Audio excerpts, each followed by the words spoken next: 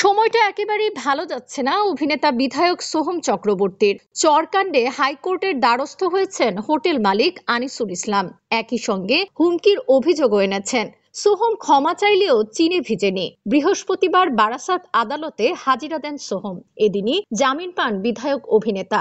সোহমের এই কাণ্ডে কি বলছে টলিউড? দেব বলেন, সোহম অত্যন্ত বুদ্ধিমান ছেলে, আমার বন্ধুও, কিন্তু বন্ধু বলেই তার সবটা ভালো তেমনটা নয়। আমি যেদিনই শুনেছি সেদিনই ওকে ফোনে যা আমার বক্তব্য তা জানিয়েছিলাম। সংবাদ মাধ্যমের সামনেও একই মত প্রকাশ করি। আমি মনে করি সোহমের নিয়ম মেনে চলা উচিত। অন্যদিকে হিরণ চট্টোপাধ্যায় বলেন, এই সোহম আমার বন্ধু নয়, এই সোহমকে আমি চিনি না। এই সোহম ক্ষমতার অপব্যবহারকারী সোহম, তৃণমূল কংগ্রেসের থেকে পাওয়া অধ্যত্বের নেতা। যে কাজটা সোহম করলো তার নিঃসন্দেহে অপরাধ। রচনা বন্দ্যোপাধ্যায় বলেন, সোহম যা করেছে সেটা তার নিজের বিষয়, প্রত্যেকেরই আলাদা আলাদা ভাবনা চিন্তা থাকে। পায়েল সরকার বলেন, সোহম তো ক্ষমাও চেয়েছে।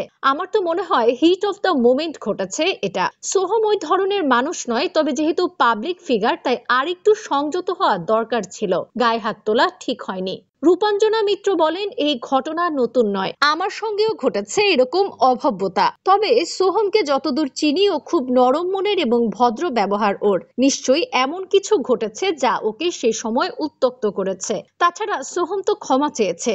একজন মানুষ ভুল বুঝতে পেরে ক্ষমা চাইলে সে ছোট হয়ে যায় না, বরং তার পথ আরো সতর্ক হয়।